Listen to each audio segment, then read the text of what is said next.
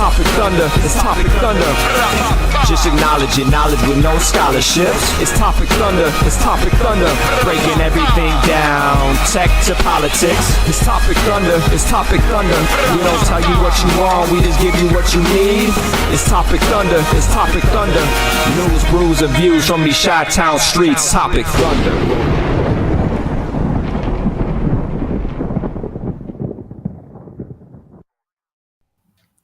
You heard the man, ladies and gentlemen. It's Topic Thunder. Welcome in, ladies and gentlemen. Welcome into the broadcast as we kick off yet another round of conversation that we call the Internet Saloon.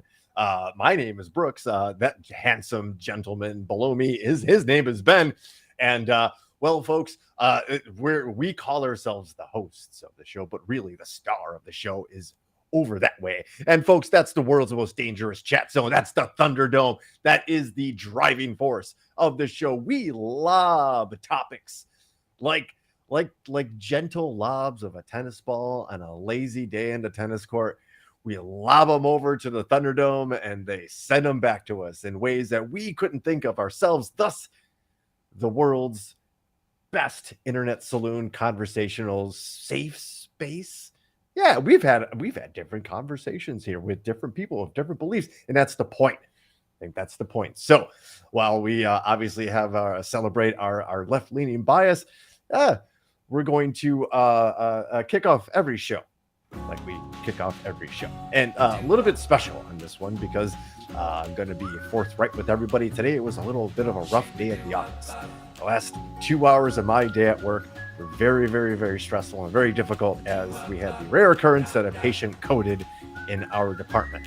So in layman's terms, what does that mean, coded? Yeah, they died. They literally they were unresponsive.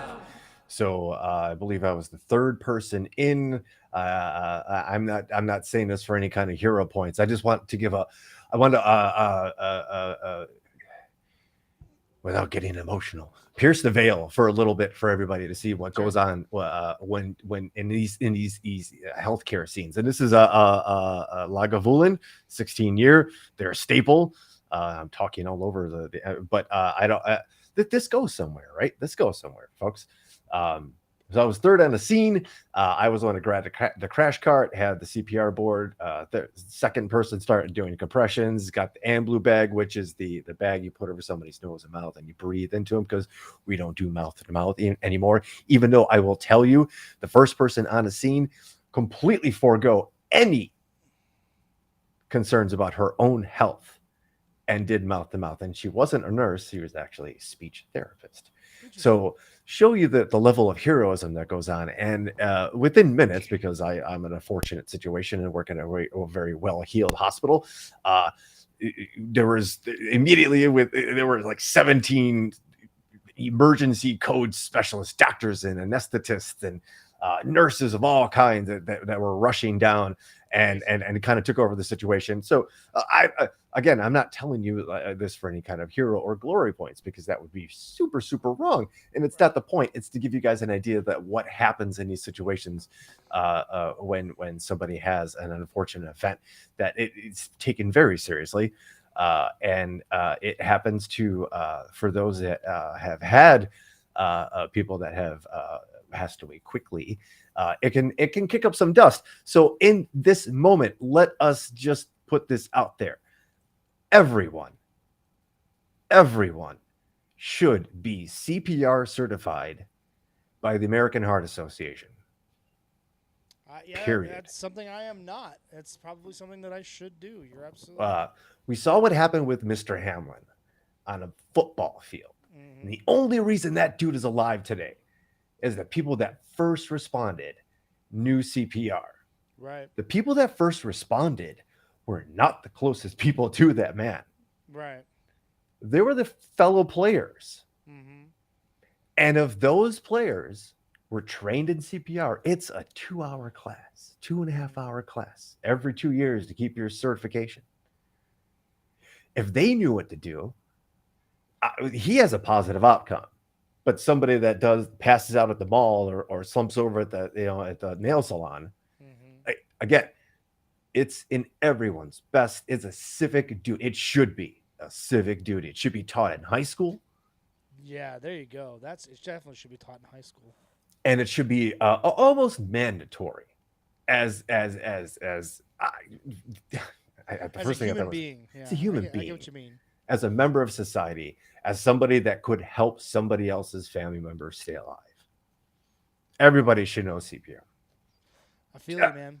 So yeah. I don't want to get into deals, and I don't want to try to top, because I can definitely not top your situation and the stress level that you are coming off of right here. But I haven't had the greatest of weeks at work either. So I'm just forewarning everyone that you guys are probably in for a fun night, because both of us are kind of ornery and. Yeah, and so I'm a little under the weather. This too. is I've got not some the allergies. first scotch, folks. I've got some allergies going on, but don't worry. I do have the Kleenex with the Vicks PSA to everyone. Not only get CPR certified, but also if you have to use any Kleenex PSA, it should be the Vicks Kleenex, because they should never make Kleenex any other way, frankly. We should. I didn't mean to be a Debbie Downer, and I think the public service announcement kind of hopefully brings that. And I know you were trying to lead us out of it gracefully, Ben, and I refuse. I'll make this awkward as everybody, because I'm ornery. But again, it was just a day at work. Honestly, it doesn't happen often in like an X-ray department. But the professionals that came and responded, that's what they do. Yeah. That's what they do. Is something wrong? Is something wrong with my mic? Is it not sounding right for you guys? Does he? Yeah, I don't know. I think you sound fine. Please to me. let me know if there's something wrong. Yeah, don't wipe your eyes with the Vicks. That's Kleenex. a good one. That is a very good one. You look like you have like nose only on the Vicks Clean. It's probably yes, nose only. You probably don't want that in other mucous membrane orifices. Okay. Hey, Lockport Joe's in the house. Hey, all right, we have an all-star the cast. mic All is right. super All right. low. Okay, well maybe I'll turn it up and see. Turn it up. Maybe I have to speak louder. You're not feeling well, so have the technology help you out, boost those levels. All but right, yes, well, let's we go. we have like an all-star cast, and okay, enough about my bad day at the office. Let's go, Ben. Oh yeah, this is it. This is the best named segment ever, because it's the most creative named segment ever. It's called Headlines. Do you get it? Do you get it? It's so clever. Ladies and gentlemen, this is International Women's Day, and we don't celebrate our females enough, and we certainly have kind of forgotten about our female friends in Afghanistan. We've talked about the revolution that's still going on in Iran. And we've certainly talked about the encircling of female reproductive rights in this country. But what we have actually accurately, thank you, CBSNews.com, for reporting this, because the Taliban's kind of crushed women in their country with absolute brutality and totalitarian power, and they said, you guys have completely forgotten about us, and we have to just own it. Yeah. We have. And the repression of women, we're going to talk about this in a little bit. The repression of women it's not a recent thing. This is just a constant through our at least recent society. It truly is. And this goes back biblical days. Sure. So in the grain of like, that's all we know, that's not an excuse. But here we are in Islamabad. I think it's Islamabad. First mistake. Sorry. Now all of like Afghanistan's after me. As the world marks International Women's Day on Wednesday, the women of Afghanistan have little to celebrate. The Taliban regime has methodically stripped them of their basic rights since reclaiming power over the country in December of 21, forced from most workplaces and higher education. Many women tend to have nothing left of their country. Thousands live as refugees in neighboring Pakistan. Let's just back this up just a second and just thank you, Slava Ukraini. Thank you.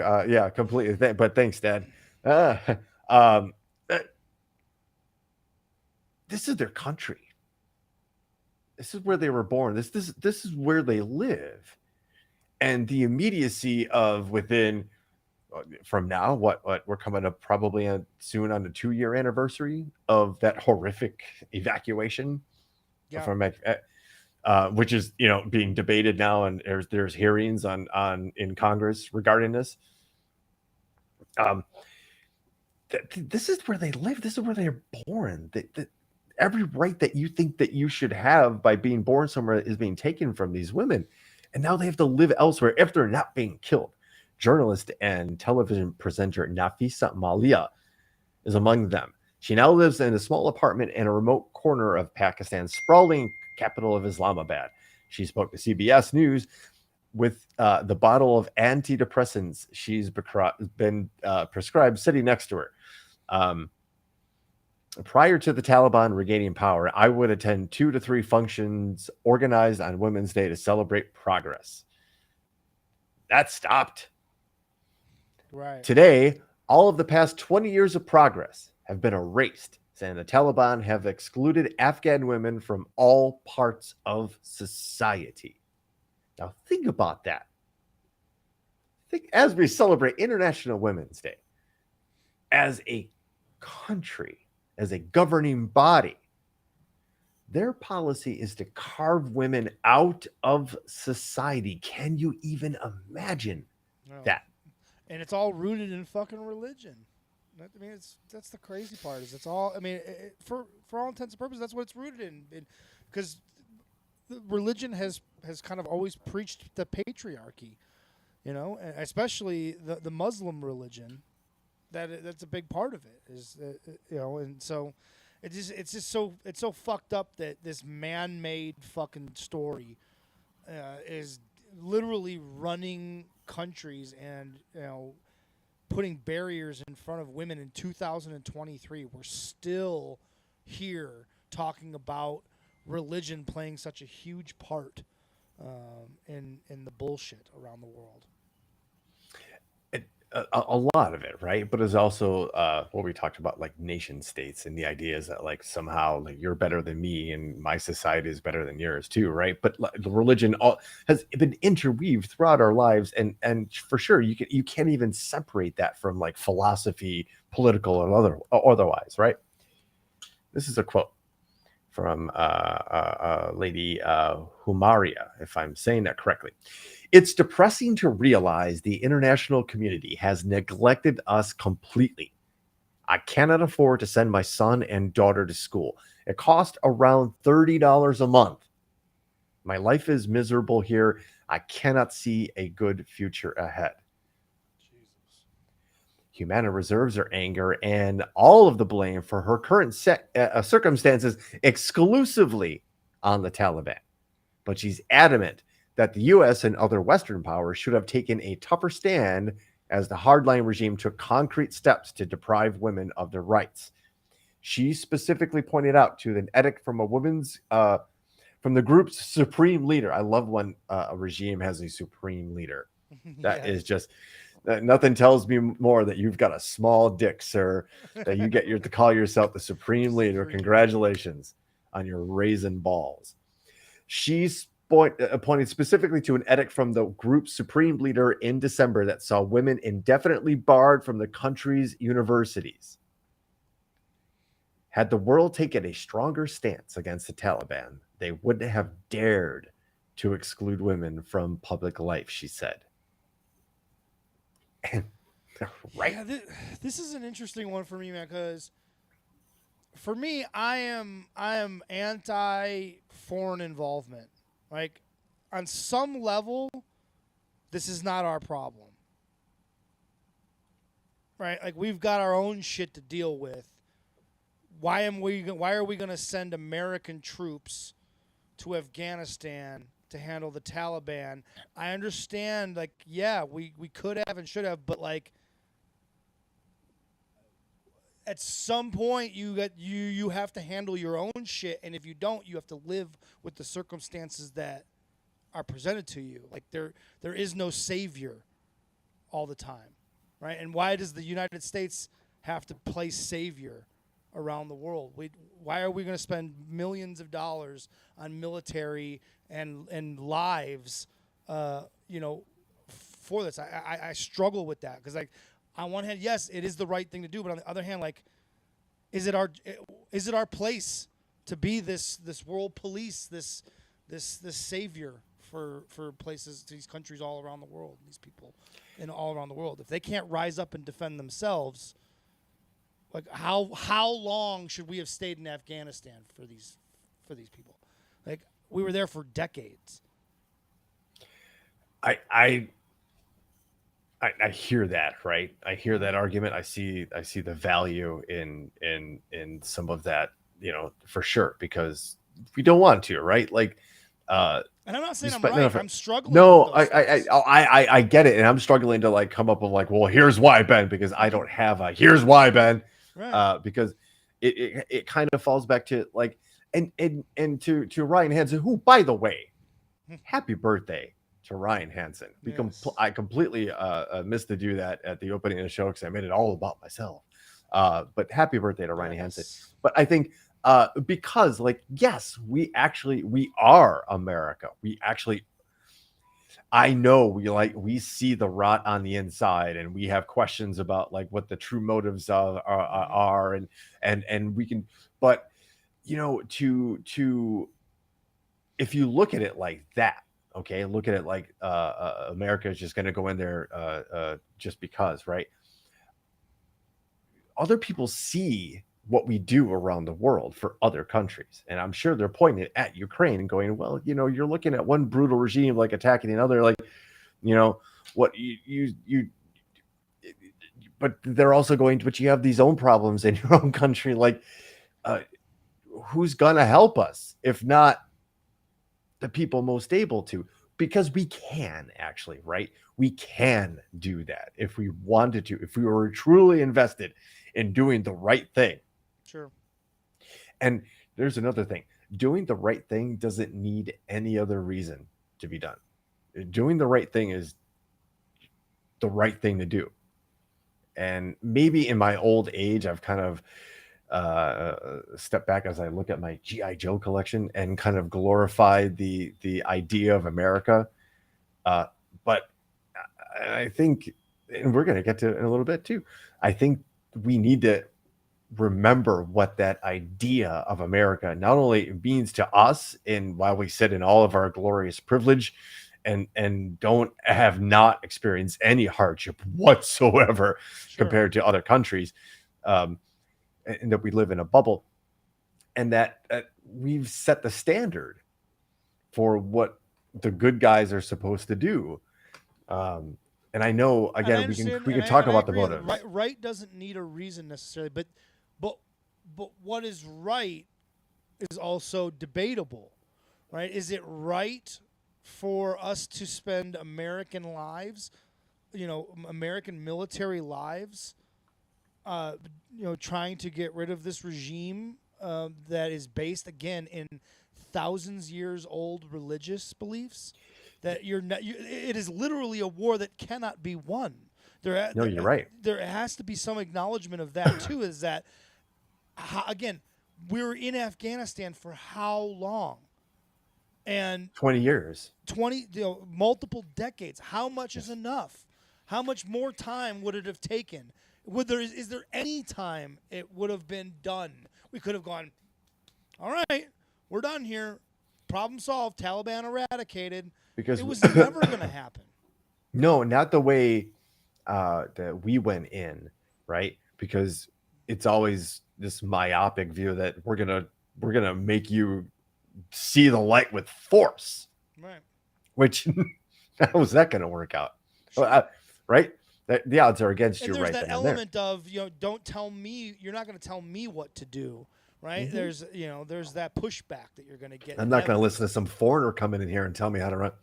No, what you do is you go in and you don't build military bases. You build schools. You build housing. You support the people. You build universities. You support diplomatic relations. So they naturally get exposed to other cultures. They open up to other countries. That's how you root out a very, very, very singular view, is that you introduce everybody to that mix. And So you say like, so the thing not to do would be to defend the poppy fields, like they were, a gold mine, right? I mean, I need my fix too, so they can do all of it. No, I'm just kidding. I'm not a big fan of opiates. They're No, but weird. that plays into it too, right? Is that Excuse our me. military and our interventions around the globe typically are there's an ulterior motive. We don't. Well, There let's. there are atrocities going on around the globe, but there are no natural resources there that we absolutely have to have that make us interested in changing the regime there. In Afghanistan and in the Middle East, there are resources there that we want and need, and we want to make sure the regimes there are on our side. I don't know that there are resources in Afghanistan. I think Afghanistan's Poppy fields, importance, bro. Those for poppy sure. fields are important. Okay, for sure. I'm talking about like the other things that we kind of would Sure. typically like consider going over. Oil, obviously, you think Middle East, or like mineral deposits, ore deposits, that kind of Right. stuff, right? Um, I think it's because it's like a transitory territory. Like you can only get from certain points through Afghanistan. Although again, not an expert in these things. I tend to dabble in civilization games and Risk and all that kind of fun stuff. But like I think it isn't necessarily just because obviously poppy, but like otherwise Afghanistan is pretty hostile. Not much grows there, so they can't say agriculture. I don't think they have oil. Otherwise, it would be a completely different society, I think, if they were oil rich. Sure. I just think it's kind of like no man's land. It's always been well, it hasn't actually. If you look at pictures before Russia invaded, like of what Afghanistan looked like, it was a modern society for the time. There were fountains, like universities. Yes, of course, like Aunt Chris stepping in, like so. It is like, oh boy, we're gonna stray way off topic on this if we keep going, because this is like the imperialistic mode, right? Like Right. the idea that we have to come in militarily and show you what's going on, and that ties into it's Tatooine. It is Tatooine. It is where you come and go. Like it's just it. You can't make the part the run. I can't even think of it right now because the Scotch, but the Kessel run. Thank you, like Phil Kessel, everybody's favorite fat NHL player. Anyway, it is weird transitory spot, right? We're getting way off topic because I wanted to continue to talk I about women. apologize for taking us off topic. But it's one No, of those things where like and I'm not saying I'm right in the way I'm thinking here. It's just a thought that comes to my head that I struggle with of where do you draw the line? How much of this is our responsibility, and at what point do the people, the good people of Afghanistan, like what responsibility do they have to stand up for themselves a little bit more? Sure, and it's probably easier said than done because they don't have any guns or that whole conversation, right? And so that's why there's the whole can. It opens up a whole can of worms, and it is distracting from the topic at hand here. So well, it's not necessarily because that's what we do here, folks. We have a conversation. You can't control where a conversation goes. It's like trying to corral a strong bull. You got to really work at that, and good luck. Just giving you a bad analogy. Strong like bull. Just the other idea that it is International Women's Day, and we truly don't celebrate women enough. Actually, so let's do it really quick. I had to accept their cookies from France24.com. It was weird. We had a weird internet French kiss, I guess. Don't tell Gigi. For Madrid, hello. Women hit the streets from Kabul to Mexico City on Wednesday to mark International Women's Day and stand up for rights that are coming under increasing attack. With Afghanistan's Taliban rulers imposing what the United Nations calls a gender apartheid on women, Iran's repression of Masha Amini's protests, new U.S. restrictions on abortion rights, and the Ukraine war, protesters were fueled by a sense that hard-won progress is being turned back. Hard to argue. But as thousands raised their voices and marched through the cities across the world, others were forced to keep a low profile as authorities sought to block the demonstrations. As night fell in Madrid, thousands of women, many wearing purple, packed the tree-lined boulevards of the Spanish capital, singing and shouting slogans to the beat of drums. Quote, "My grandmothers fought for us to have certain freedoms that people are now trying to take away from us. So for me, it's really important to keep up the struggle." That was Miriam Feradas, a 52-year-old kitchen worker. In Istanbul, several thousand women defied a local ban on protest and staged a feminist night march under the watchful eye of the police, but were unable to reach Taksim Square because armed security barricaded entrances. Whistling and chanting, they marched through the side streets, holding up flares and shouting, "Government, resign."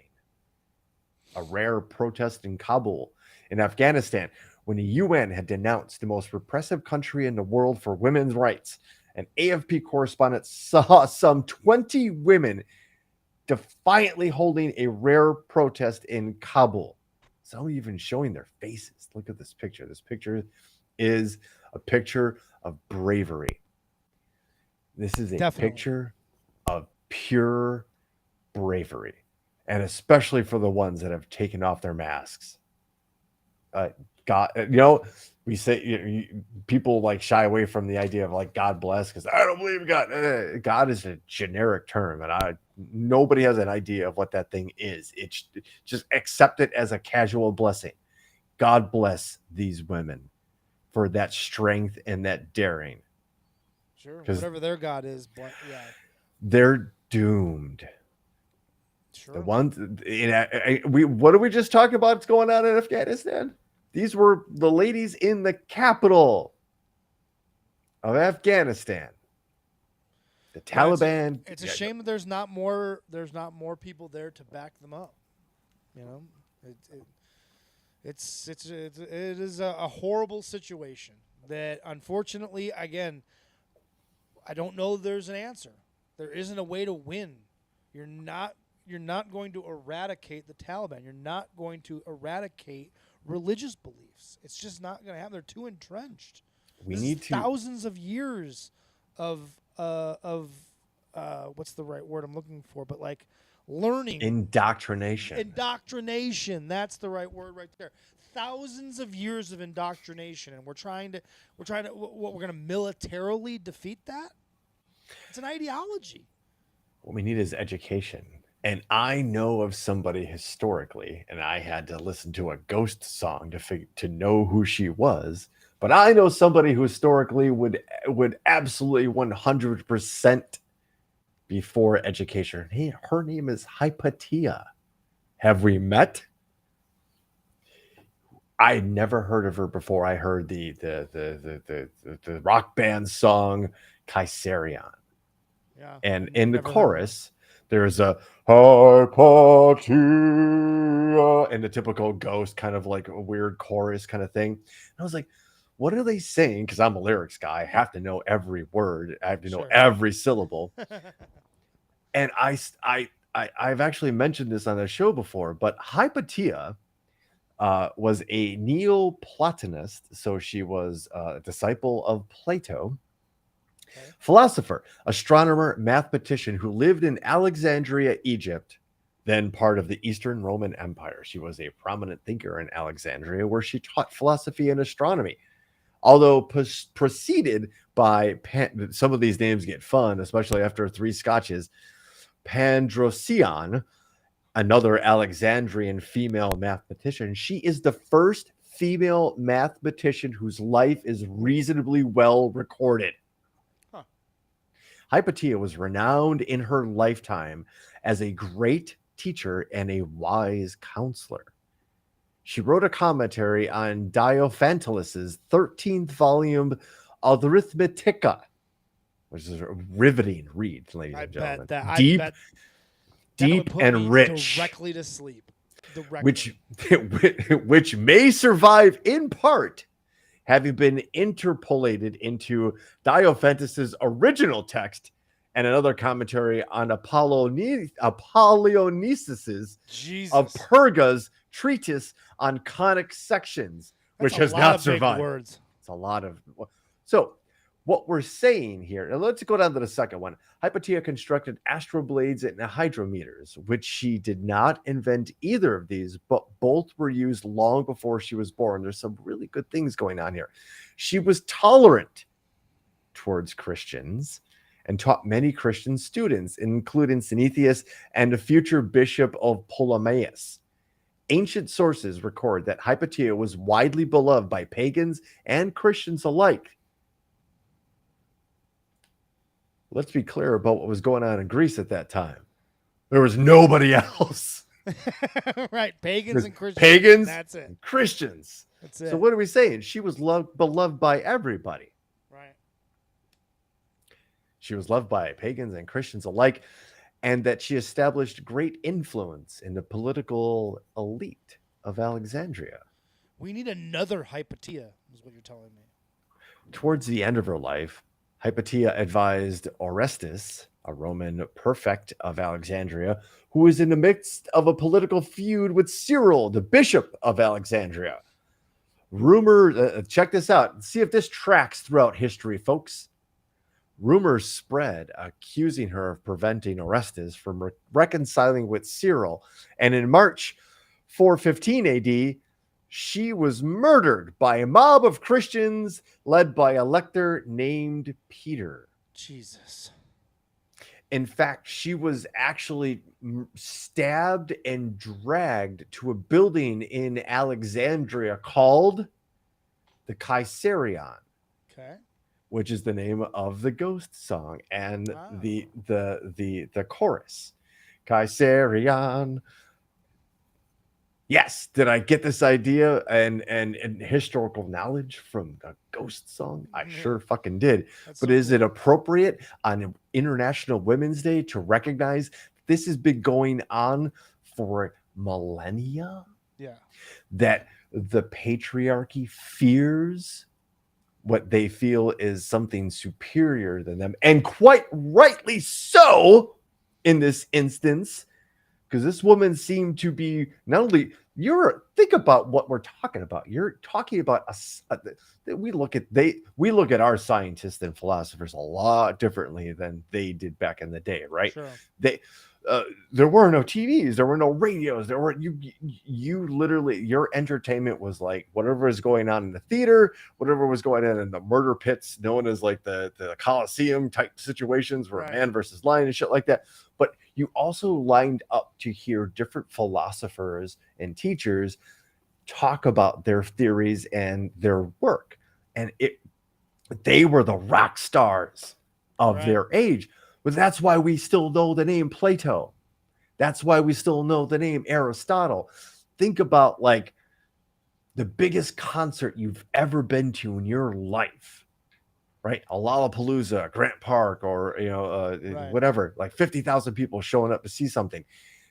That's the level of attention these individuals got, and she was one of them. Yeah, it's so cool. And they were scared of that. They couldn't handle that. Of course not. So what did they do? They murdered her. They Leave it to the killed her. Christians. And not only that, they erased her from history. Right, because before, like literally 3 minutes ago, I had no idea. I was today years old when I learned about Hypatia. Exactly. But they erased her from history. So on International Women's Day, I'm going to throw back a little sip for Hypatia. And I highly suggest checking out that latest Ghost album, because that Caesarion song kind of, if you like your, just leave it at that. It's good. It's good rock and roll. That's what it is. And again, it just tripped up 15 minutes of conversation. But, we held this story back from last week because we fell off the rails on something else. And it was too important to kind of like try to squeeze in for the rest of the show. But it actually worked out in our favor. I'm looking like we've got 24 minutes to talk about some bullshit now. We got some fucking nonsense going on over at Fox News that we got to get down on. Nothing that we didn't already know, but it took Fox's nonsense and a no bullshit tolerated corporation named Dominion Oh no, what happened? It blipped on my end, but I don't. But it may have just been me. Oh no, is everybody still here? It wasn't like a I think we're all snap. still here. I think we're all. It wasn't. It wasn't like a snap. No. We didn't have a snap. Is everybody No. give us a heads The up? folks over at Fox News heard us talking about Rupert Murdoch and put on the Infinity Gauntlet and just like Get on that, Restream. Those assholes are on again talking about us. but is that Topic Thunder? Fuck those guys. Yeah. So Specifically. specifically. So you may have heard of the absolute debacle that is the court revelations. Like, okay, let's go over what happens when you sue somebody, right? When you sue somebody over something very specific and the company chooses to defend themselves, you go through a process called discovery, which each entity is allowed to look into the other's affairs and gains access to whatever records and documents might be relevant to the specific case, right? In this instance, we're talking about not only the corporate communications between Fox executives and on-air hosts and producers, but the personal communications between Fox on-air hosts, producers, and executives. And let's just say the bubbles kind of burst on what Fox News really is, right? Like, let's try to a little bit. You'd think the bubble burst, Brooks, but has it? Well, I mean, because I don't think the Fox viewer feels duped. Even though this evidence is out there, I think there are still ardent right-wing Fox News viewers that they don't believe this stuff. They don't believe that Fox News is literally putting on a front. They're giving people what they want rather than the truth. It is the epitome of fake news. Fox News is everything these people say about the mainstream media. Where have we seen that tactic before? Everything they accuse the CNNs and the MSNBCs and the CBSs of the world.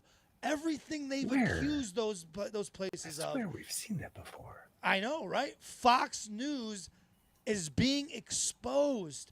And then we have Tucker Carlson pitching a narrative about January 6th now, and people still are believing his narratives and the shit that he puts on his show, even though we know he's full of shit.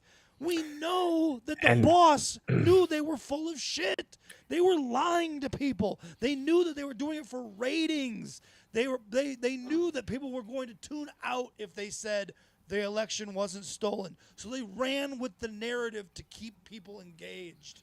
Do you know what happened to the reporter that first reported on air that Arizona was won by Biden? I bet he got fired. He got fired. Yeah, he got fired. I think we covered this story way back in September of 2020. But this is from our good friends at NPR. You literally can't believe the facts Tucker Carlson tells you. So says Fox's lawyers. Tucker Carlson appears to be made of Teflon. Boy, can you ever fucking imagine what that sentence means in 3 years later? Right. Fox News' top-rated host has been reportedly accused of anti-immigrant and racist comments, which have caused his political opinion show many of its advertisers. Yet Carlson endures in a primetime slot. Even attack. We're going to go on and on, and we're going to go on and just read.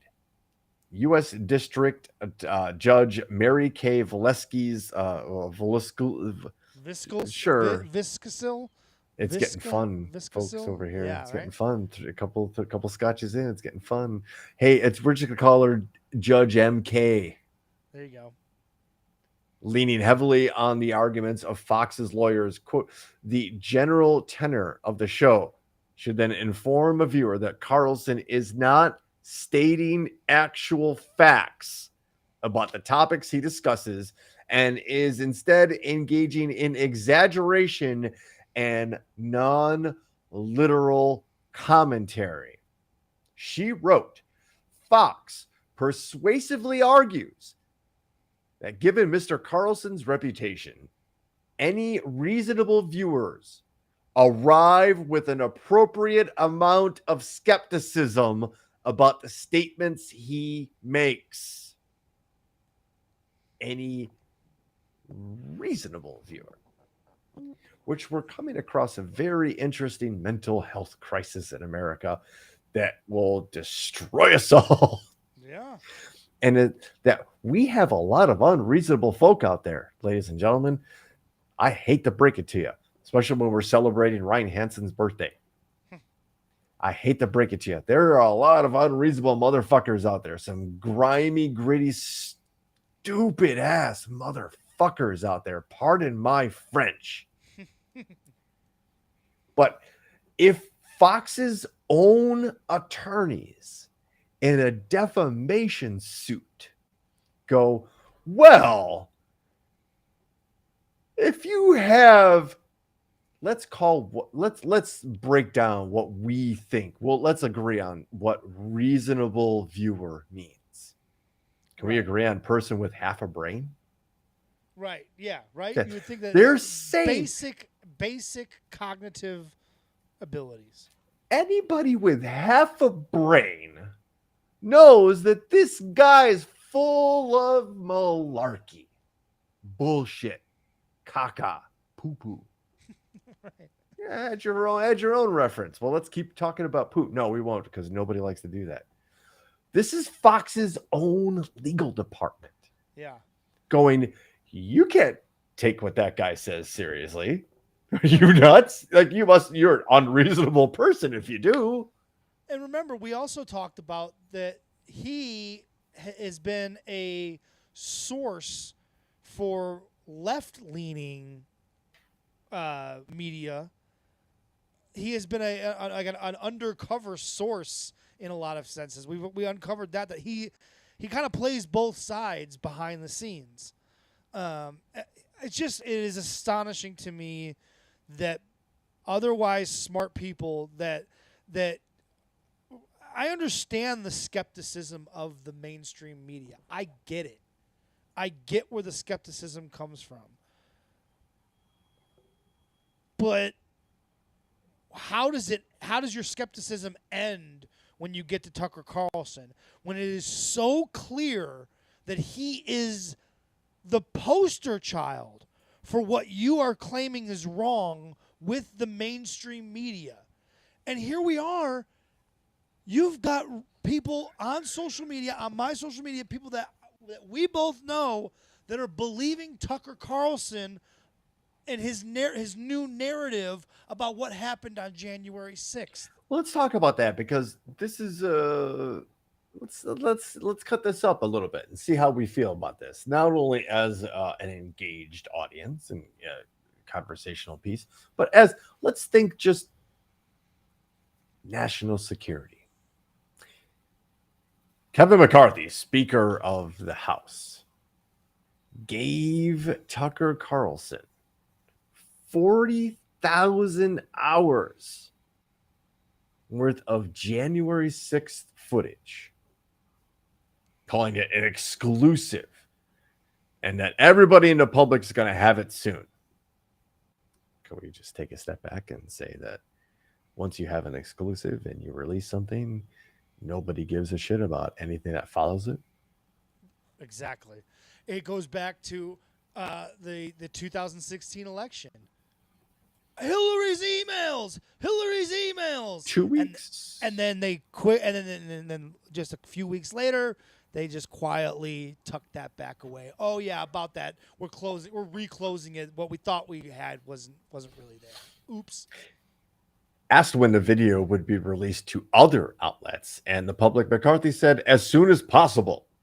A group of news organizations, including NBC News, MSNBC, CNBC, asked McCarthy on Friday to share the security video with him. Senate Majority Leader Chuck Schumer of New York, among the Democrats who have denounced McCarthy, saying his decision to share thousands, not thousands, tens of thousands, somewhere up to 40,000 hours of video footage. We're going to talk about that in a second. This is again Chuck Schumer saying his decision to share thousands of hours of January 6th video poses grave security risks to lawmakers and Capitol staff members. Yes, let's break this down for a second, right? We're talking 40,000 hours of video footage for an event that probably lasted all of 12 hours. Mm-hmm. Beginning, right? Absolute beginning to absolute end. Yeah. How many cameras does it take to get to the middle of a Tootsie Pop? No, to record 40,000 hours of footage. What that footage is going to show, and I don't know when it started, when it ended, right? What it's going to show are the security measures of how security got their people to safe spaces. It's going to show where those safe spaces are. It's going to show how they rushed people into tunnels, how the vice president got rushed out of the building down to the parking lot, right? It's going to show escape paths. It's going to show patterns. It's going to show defense points. It's not like, hey, look at this guy didn't get into, look, he's not really punching the police. That's all cover at this point. Yeah. You gave a known foreign agent the most sensitive security footage ever released to a non-governmental source. A guy who Fox's own lawyers say is satire. You gave this footage to this guy. A guy who has parroted every single Kremlin talking point in some fashion or another. We haven't talked about it enough because I know the Russia thing, right? But he's a parrot they celebrate Tucker Carlson on Russian national TV. They show clips of him talking ill about America, saying this is the correct opinion of America from America. Tucker Carlson's wife is deeply in bed with the government of Turkey. I forget her exact role. And let's just not admit that Tucker Carlson himself is an heir to a $1 billion franchise in the Tyson Food Group, I believe it is. Right? I think it's Tyson. I believe that's correct. It was one of those, yeah. Don't quote me on it. Don't hold me to it. But it's one of those big food companies. Like Tucker Carlson doesn't need to work for a living. The idea that Tucker Carlson doesn't have an agenda or that his agenda is the truth is just utter nonsense. It flies in the face of everything we know about him and what he says. And what he says behind the scenes and behind the camera rather than in front of it. The man is a known liar and a known stoker. He's a troll. He's an asset. Troll. He's a troll. Foreign asset. Sure. That's what trolls are like. They are OG trolls. But foreign this idea, assets. But the narrative he's trying to pitch now is that this was the act of this was mostly peaceful. That's his thing. It was mostly peaceful, which I don't understand that. It's like saying I mostly got my shit in the toilet. Like it's either you. If you didn't get all of your shit in the toilet, then you did it wrong. And so the fact that it was mostly peaceful doesn't cover up the fact that it was not peaceful. There were hundreds of people in attendance who were the farthest thing from peaceful. But they want you to believe that those are agents. Those are agents of the government who were hiding out as Trump supporters among the crowd, and it was bad agents.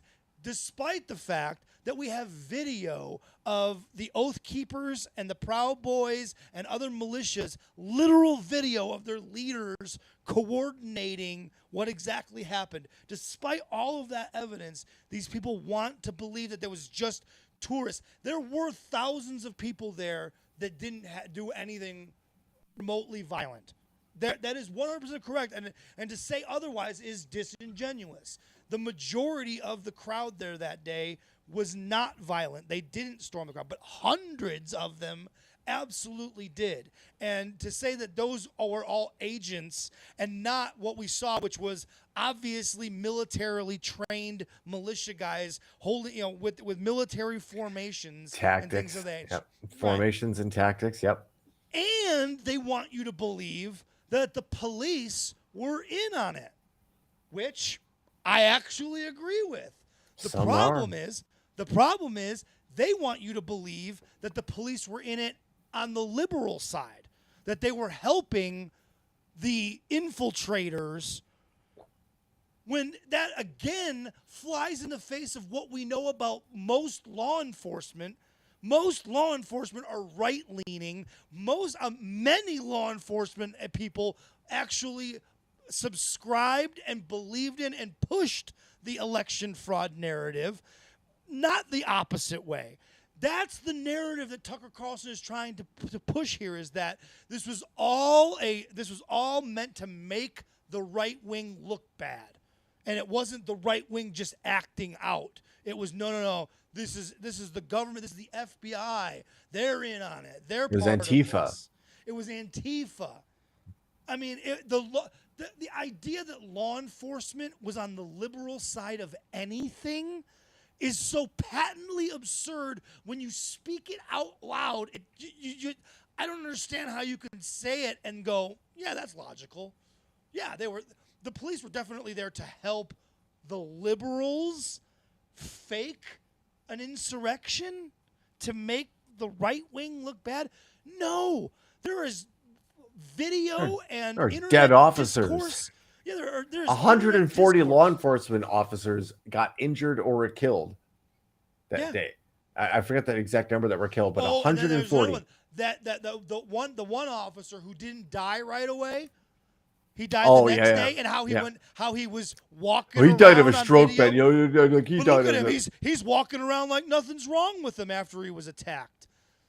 What they don't understand is that he died from having 2 consecutive strokes. And if you don't understand where strokes come from, it comes from a high level of stress and trauma that happens to someone, right? And so it is 100% plausible that he had injuries that he sustained, that he was able to still overcome, and like his family put out a statement about it and said, yeah, he got back up and did his job because that's how dedicated he was to his job. That doesn't mean that he was feeling 100%, right? He had a job to do, and his job was to be security, and his job was to try to protect people. So he still went on to do his job that day, and he succumbed to the injuries and the after effects a day later.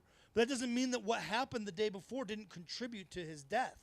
It's all utter nonsense coming from a man who, again, Fox's lawyers tell you cannot believe what he says. He is satire. Any reasonable person would understand that he is not serious. So why are so many reasonable people believing this motherfucker? I guess that's a different conversation, because it breaks down to the I need to win mentality. It's confirmation bias. It kind of is, but that's a conversation for a different day. But Ben, we've been talking about a lot of stuff coming out of a lot of people's butts. Yes. And this next story kind of transitions mostly words smoothly into that whole synopsis. Watch these glassy-winged sharpshooters fling pee bubbles with their anal catapult. Now, this was too good to put in the lightning round, which is coming up for sure. The headline alone is phenomenal, but the nature never fails to entertain, right? The glass-winged sharpshooter drinks huge amounts of water, thus pees frequently, expelling as much as 300 times its own body weight in urine every day. I swear to God, it's like Gigi, she's got to pee every 10 minutes. I'm going to pay for that one. Yes. Rather than producing a steady stream of urine, the sharpshooters form drops of urine at the anus and then catapult these drops away from their bodies at remarkable speeds, boasting accelerations 10 times faster than a Lamborghini. Whoa. That's some water right there coming. That's coming at you. Oh yeah, 10 times faster than a Lamborghini. So what is that? How fast is a Lamborghini? A Lamborghini goes 200 miles an hour, I would assume. So 10 times. So add a zero to that. 2,000 miles per hour. An hour, and Or that's even if it's 150 miles an hour, that's still. that's pee being shot out of an anal catapult. How did that not make it to the? Because the lightning round's really interesting this week. Ladies and gentlemen, we have a notice from the National Park Service. And it says, never push a slower friend down if a bear attacks. Good advice. Did we really need to have a National Park Service announcement for this? According to the National Park Service, if you come across a bear, never push a slower friend down, even if you feel the friendship has run its course. Seeing a bear in the wild is a special treat for any visitor to a national park. While it is an exciting moment, it is important to remember that bears in national parks are wild and can be dangerous. The NPS says your safety can depend on your ability to calm the bear. When arriving at the park, remember to check with the visitor center or office for bear safety information. Yeah, I will tell you this. My first experience with the bears was in Yosemite National Park, and I didn't get it until somebody had to explain it to me why everything was like literally locked down like it was Fort Knox. I'm talking about the garbage cans. It's because that's it. Like they're gonna, if we didn't do it, like I was like, oh shit, yeah, throw a little cocaine at these bears, and you got a serious problem. So, folks, for those of us don't push that your friend down, don't push your slower friends down as some sort of. Just don't do it. It's not cool. Just everybody has an equal shot at this, right? Don't push your slow friends down when being chased by a bear with cocaine.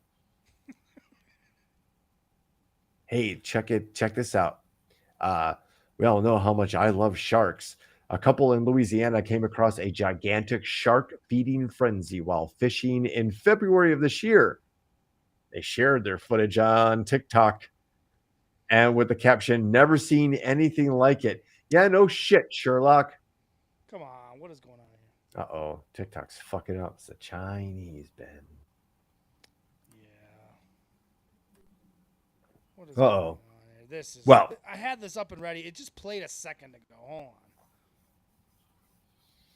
So while Ben's doing that, let me remind you that we broadcast every Wednesday night at 7 p.m.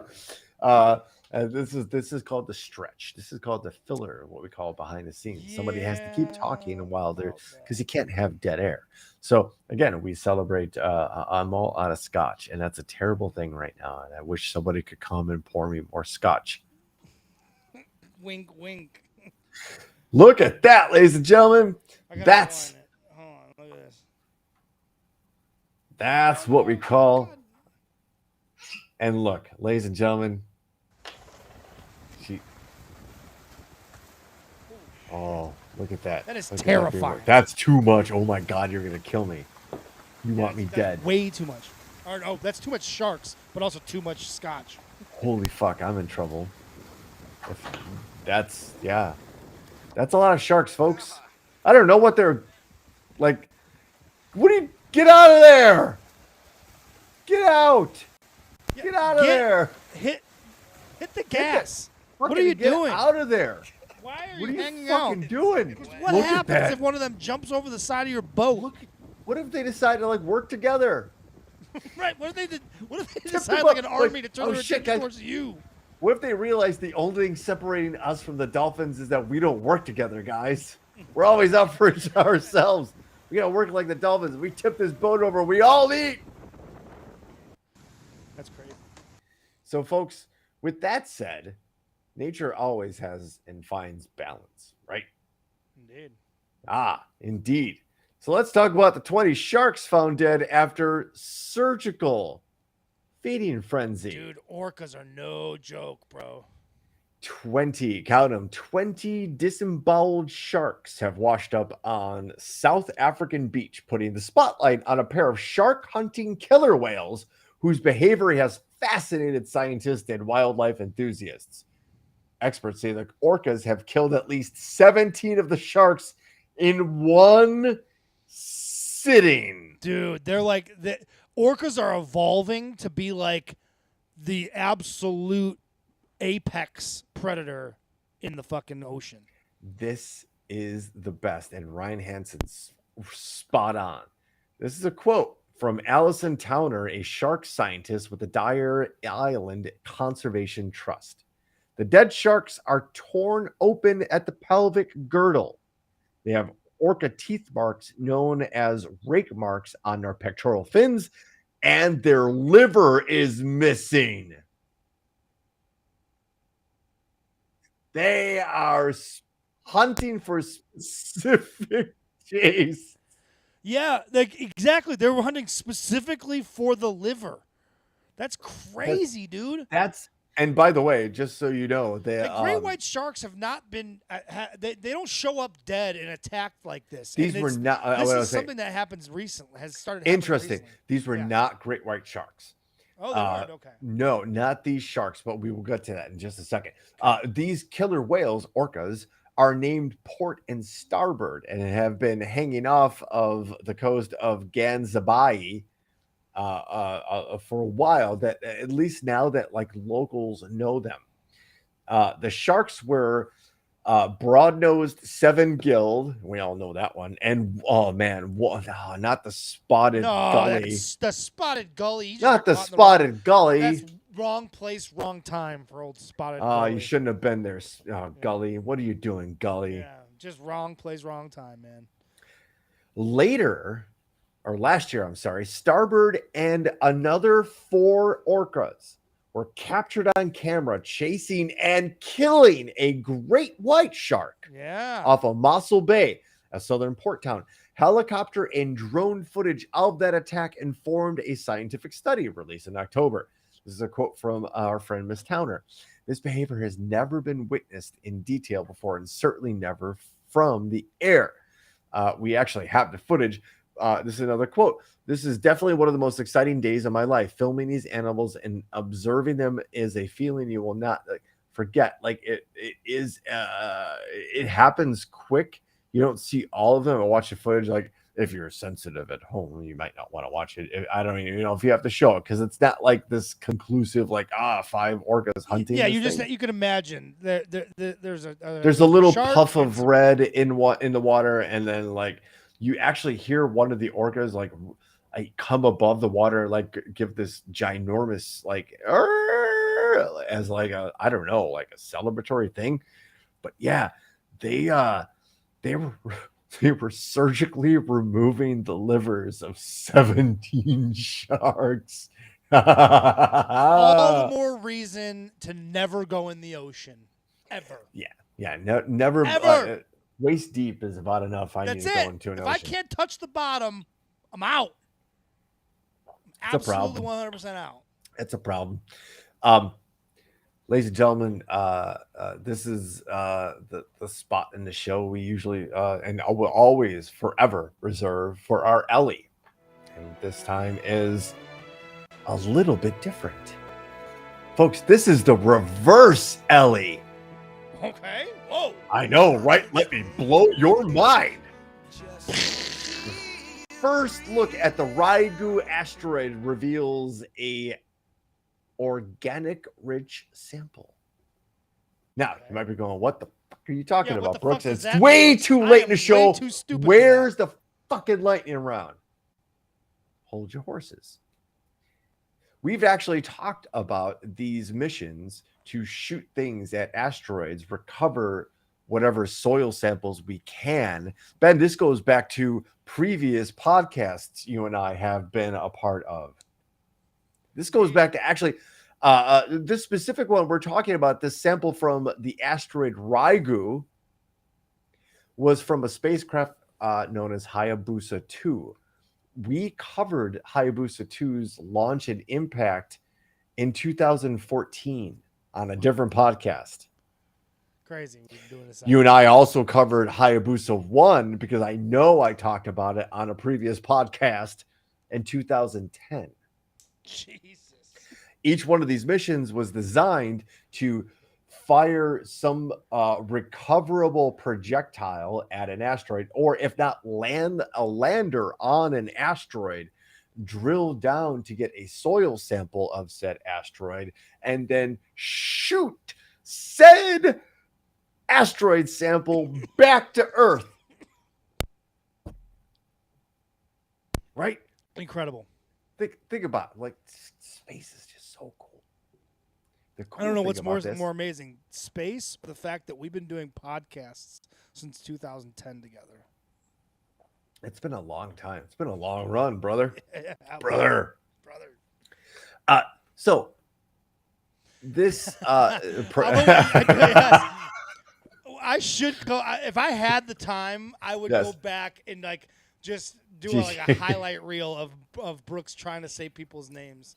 I would appreciate that. That would help me. That would help my confidence right a lot. now, but one day. Thanks, guys, helping me out. I'd be about that video, by the way, too, because I know I struggle. I do my best, folks. I do my best. That's part of the fun. So what they've discovered Can we use an anal catapult? Yes. I'm all about this. These asteroids, like, they need help. We just send these insects up there to shoot their pee out of their butts. Because apparently, on all of these asteroid samples, we have legitimately found the ingredients for life in the various chemistry required to, if not already existing, amino acids. Certain what they call, oh boy, you want to hear some words? This is what they found on some of these asteroids. Ryugu also contained, I love you, Gigi, also contained many types of organics in the form of the presence of liquid water, including alpha-lytic amines, carboxylic acid, polycyclic aromatic hydrocarbons, and nitrogen-containing heterocyclic compounds. Thank you. The presence of prebiotic molecules on the asteroid surface, despite its harsh environment caused by solar heating, ultraviolet irradiation, as well as cosmic ray irradiation under a high vacuum condition, suggests that the uppermost surface grains of Ryugu have potential to protect organic molecules. These molecules can be transported throughout solar systems, potentially dispersing interplanetary dust particles after being ejected from the uppermost layer of the asteroid by impacts or other causes. What are we talking about? That sounded so sciencey. What did we just talk about? Through. That asteroids are literally have the seeds of life in them, in the form of not only liquid water, but amino acids and the necessary carbohydrates. Holy shit. Look, she came and poured like 3 fingers of this one. This is all on Gigi. And they are literally the seeds of life, is what we're finding out. Now, I guess they didn't get a whole lot of sample out of Ryugu. They're expecting another spacecraft to land this year with another sample from another asteroid. And they're going to try to do some cross comparisons and such. They're going to science the fuck out of that thing. Trust. Yeah, I mean, that gives a whole new idea to how we exist right here, right now. And who else might exist? Yeah. Somewhere else. Right. Sometime based else. on asteroid impacts on planets that otherwise weren't inhabited. It's just common. It's common. It's as common as you and I being able to turn on the faucet and have water at this point. And I'm not trying to make that like specific analogy. Scientifically answer the question of whether like God created the planet, right? God created life. It would give a definitive answer to that. Like if it's possible that an asteroid hits a planet and could then over billions of years, frankly, evolve into the human beings that we are today with the technology that we have. It is the seeds entirely of possible. life, and whether those seeds impact life existing on a planet already or a surface already, or just land and develop over time, which appears to have what happened on this planet. Um, who knows? But at this point, we just have to understand the odds are against the idea that we're alone. Right. Yeah. Oh, yeah. Bottom line. That's ignorant to even believe. At this point. So, Ben, now I know I've had a lot of scotch. Thank you. lot, Thank you for which is pointing cool. it. Yes. And things are slurring and things are fun. But you and I, we bitch a lot. Yes. We Yeah. bitch a lot. Adrian will attest.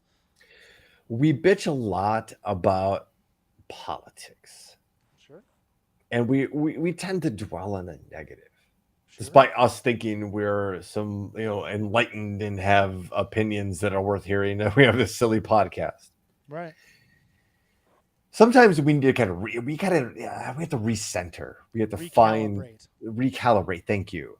And I think while I think this is staged, if not, then this guy is a living, breathing meme.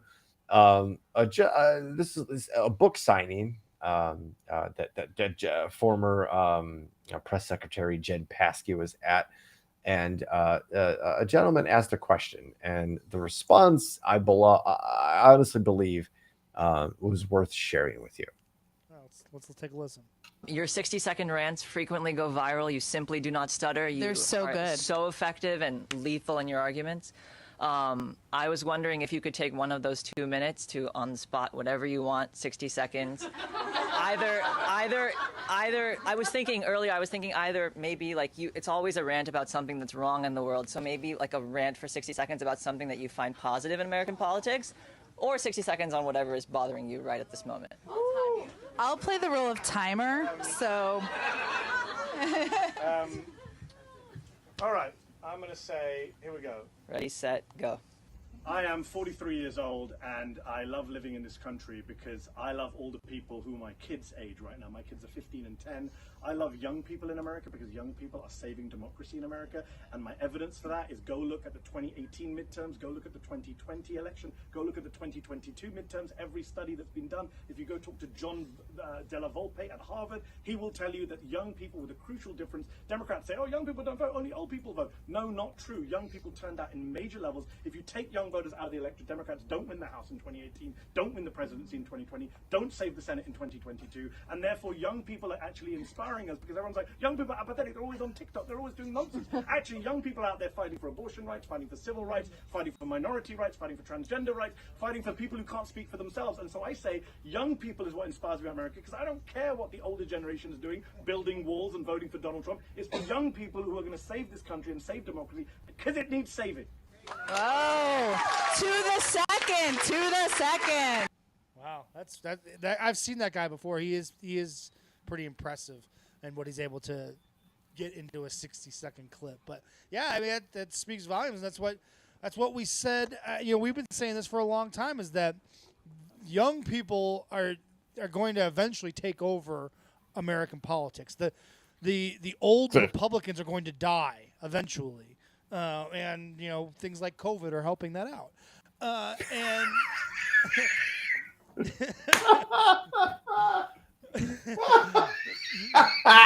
there's no lie. That is the worst thing that's ever been said on this show. Of course it came from me. Of course it came from me. But I'm serious. And I tend to agree with this guy. Like, young people, they are not subscribing en masse to the right wing ideology. Well, they're not dumb, Yeah. right? They're not educated. dumb. There's more information available to them than any other previous generation, ours included. They're not dumb and they don't want to work. They don't want to. No, they're legitimately criticizing our society and going, why do you have to work so much? Why do I have to do that? Right. And folks that have been ingrained and indoctrined in the idea that, and we've talked about this idea that what 2 weeks ago, a week ago, we talked about like the 4-day work weeks with equal pay. Mm-hmm. We don't have to do that. We don't have to do 40 hours, 50 hours a week. We don't. It's a choice. It's a choice. What do you want society to kind of be like? I'm hiccuping. Yeah. It's terrible right now. There's no other way to introduce the most popular segment on this show. And now, folks, I just put Ben in a spot, but he's really good at bringing up the music for the lightning round. Ladies and gentlemen, we've kept you up late, and we're going to fix to run right through this some bitch right here. It's the lightning round, ladies and gentlemen. Welcome in. We call it the world's most dangerous chat zone. It's the Thunderdome. Folks, if you're unfamiliar with this segment, let me help you out as we welcome you from Twitch, YouTube, and the YouTubes and the Facebooks. And I said YouTube twice because I just wanted to emphasize that. Smash the like button, by the way, if you're watching or listening. Anyway, lightning round 3. Share. The 3 stories enter the Thunderdome. 1 gets read, and ladies and gentlemen, that story is chosen by you, the people. With no dilly or dally. We don't do either of those things here. The hell with that. Headline number 1. Pablo Escobar's cocaine hippos won't stop multiplying. So Colombia wants some gone. Headline number 2. Lafayette orthodontist promises to help you look better in your casket. Headline number 3. Woman finds husband's body while getting the Christmas decorations 8 months after she reported him missing. Shut up! Shut the fuck up! I won't. Not on my podcast. Not on my podcast, Ben. Hey, Gigi, you had her at hippo. Just say there's a hippo story. I know, and put a cocaine hippo at that. Like, wow, we talk about cocaine bear. I think a cocaine hippo is more frightening. It's a fascinating story if you haven't heard it before. So, Pablo Escobar's hippos are an amazing. How it all came about is incredible.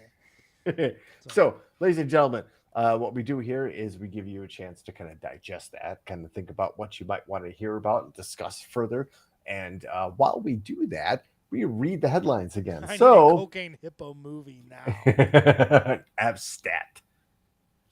There should be a whole series of like cocaine animal. Like I want to see the cocaine swan. Yes. Yes. I didn't know I wanted to see that, but now, yes. You know what, Ben? You lived at OBT, so you know how angry Canadian geese can be. Yes. Give me a flock of Canadian geese fucked up on cocaine, and I will conquer the world. I'll be like Hannibal riding across the they'll be just geese. Cocaine walrus. Giraffe. Yeah. All of it. What the fuck is a cocaine giraffe gonna do? I want to see the entire animal kingdom on cocaine. Right. What does an orca do while it's fucked up on cocaine? It kills everything around it, is what it does. 17 sharks. So it's gonna double that record. Dude, you thought Megalodon was a badass. Man, you thought Daryl Strawberry could hit a lot of home runs. A lot of home runs without cocaine. Wait till you see Daryl Strawberry on cocaine. Cocaine penguins. Oh man, that is. Can you see him like walking around with like a silver platter, like an animation, a silver platter full of cocaine, like just like an elf. And their eyes are this fucking big. What does a frog do when it's fucked? Like, what's it like? Think like a iguana or something, like a big lizard. Komodo dragon. Oh shit, you got problems. Boa constrictor on cocaine. No snakes. No snow snakes on cocaine. They can go on planes. No cocaine.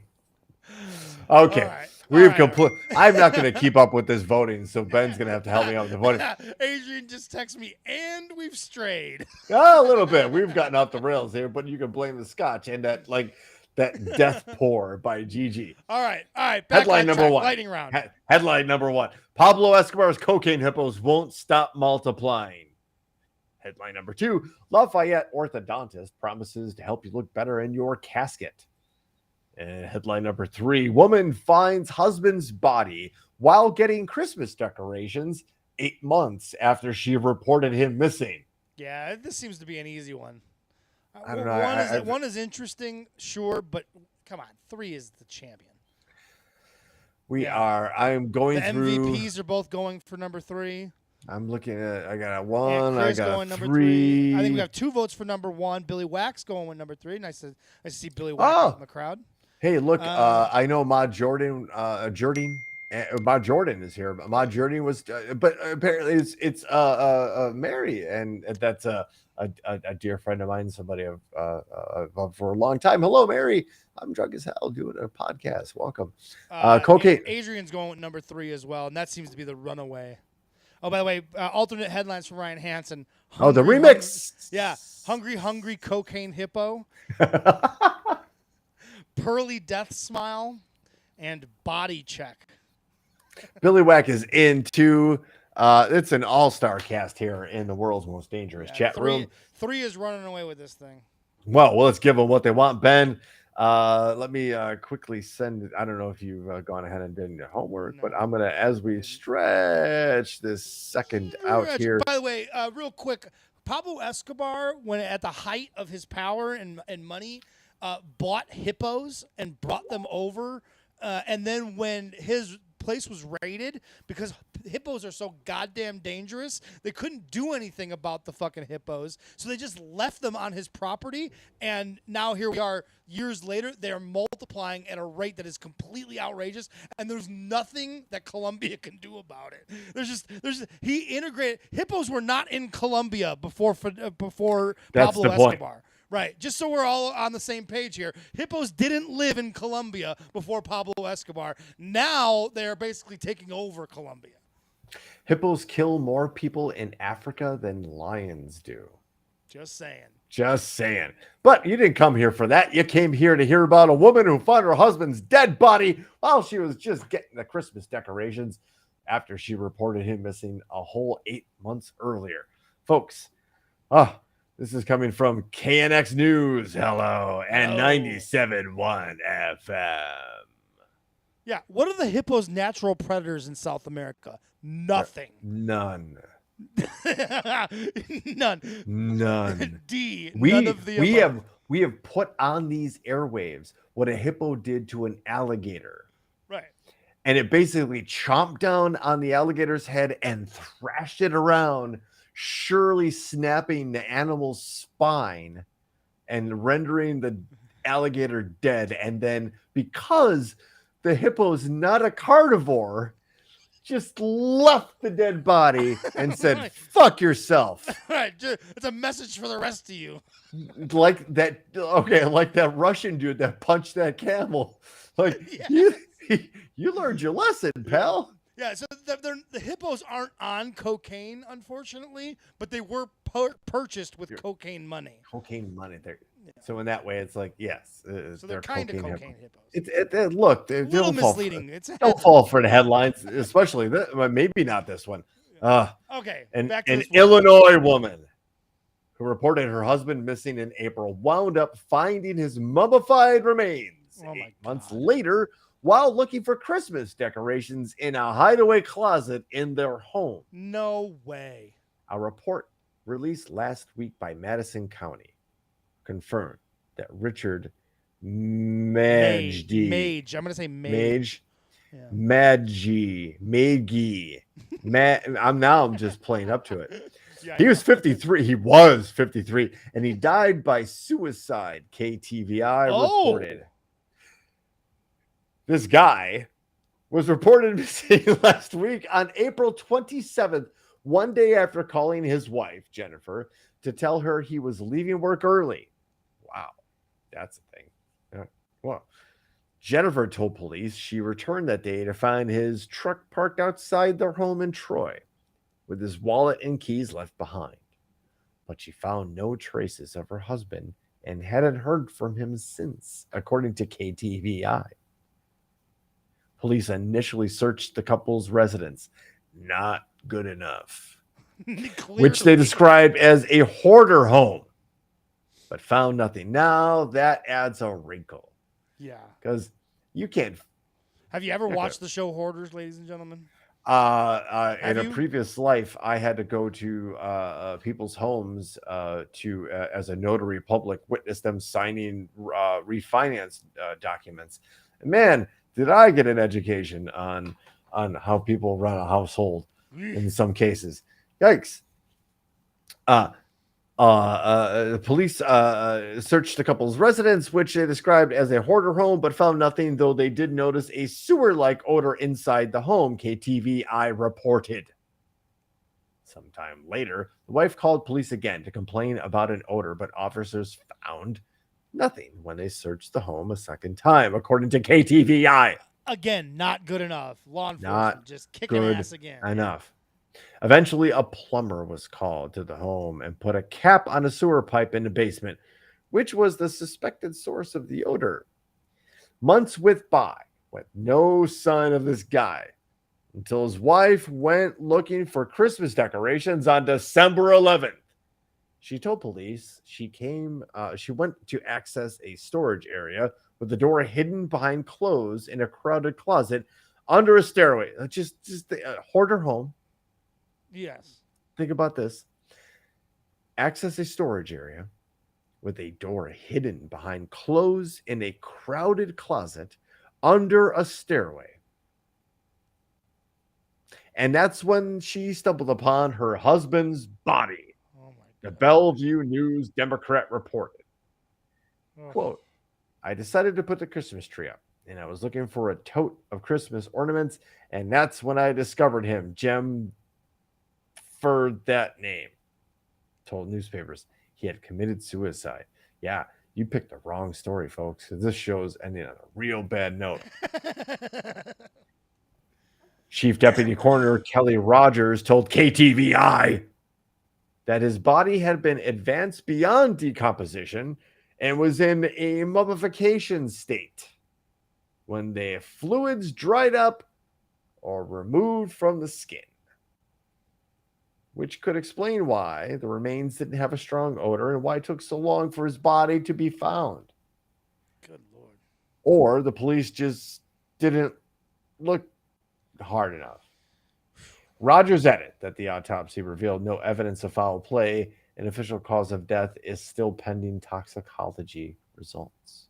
See, folks, that's the double-edged sword of the lightning round. Yes. Most of the Talking about time, cocaine it's hippo. good times. It's fun. It's a Yahoo fucking rally.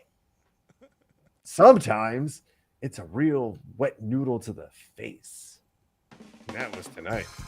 But we still really appreciate you guys joining in. And hey, before we get too ramped away with the goodbyes and everything, happy birthday again, belated, to Mr. Ryan Hansen, longtime fan of the show. That Cocaine guy, koala. Yes. oh, cocaine sloth. That thing will move normal speed. Cocaine panda bear. A happy birthday to again Ryan Hansen, and thanks everybody for listening, watching, participating in the show, the world's most dangerous chat. So always a good time, and thanks so much for the conversation, folks. We really appreciate it. I know an hour and a half out of your Wednesdays is a lot, so we really thank you for that time, and we really appreciate it. From the USS Rapapa, we are setting sail for another week full of information and stories. This